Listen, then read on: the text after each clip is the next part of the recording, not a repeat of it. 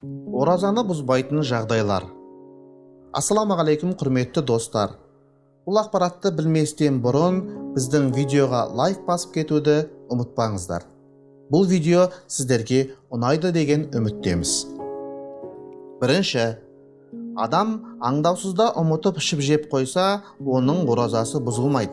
Бірақ ораза екені есіне түскен кезде ішіп жеуді дереу тоқтату керек.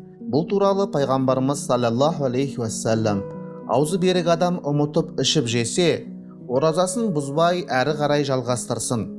Себебі Алла өзі оны тамақтандырды деген. Бұл хадисті Бұхари және Муслим жеткізген. Екінші, аузына келген түкірікпен қақырықты жұту оразаны бұзбайды. Әдейі емес, өзінен өзі қалыпты жағдайда келген түкірікті жұту рұқсат етілгендігі жайында ғалымдар арасында келіспеушілік жоқ. Түкірікті жұту оразаны бұзбайды деген. Үшінші, ораза кезінде ерлі-зайыптылардың бірін сүюіне, құшақтауына рұқсат етіледі.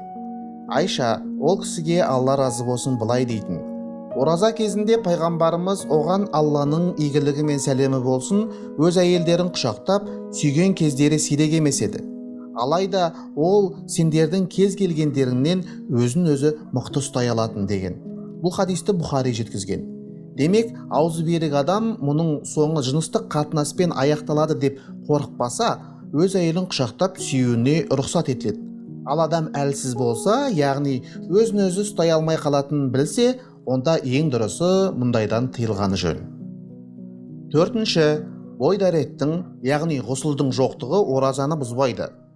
Пайғамбарымыздың оған Алланың игілігі мен сәлемі болсын әйелдері Айша мен Умму Саламадан жеткен хабарларда, Алла елшісі оған Алланың игілігі мен сәлемі болсын әйелімен өткізген түннен соң таңды жүніп күйінде қарсы алғандығы, содан кейін шомылып оразасын тұтқандығы туралы баяндалады.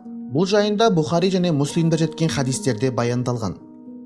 Бесінші, тіс тазалағыш мисуақ қолдану оразаны бұзбайды. Ал тіс пастасы ішке кетіп қалса ораза бұзылады. Сондықтан ең дұрысы ауыз бекітпей тұрып тісті жуып алу керек. Алтыншы, еріксіз ауыз толы құсу немесе оның ішке қайта кетуі оразаны бұзбайды. Жетінші, ауыз шаю және шомылу, көлге түсу, ауыз бен мұрынға су алып шайқау оразаны бұзбайды.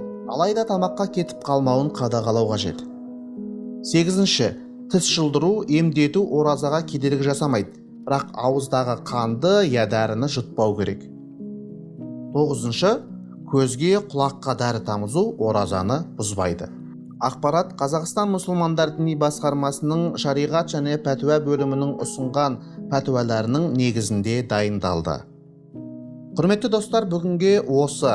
Біздің каналға тіркеліңіздер, пікір қалдырыңыздар, осы ақпарат қажет ау деген достарыңызбен бөлісіңіздер.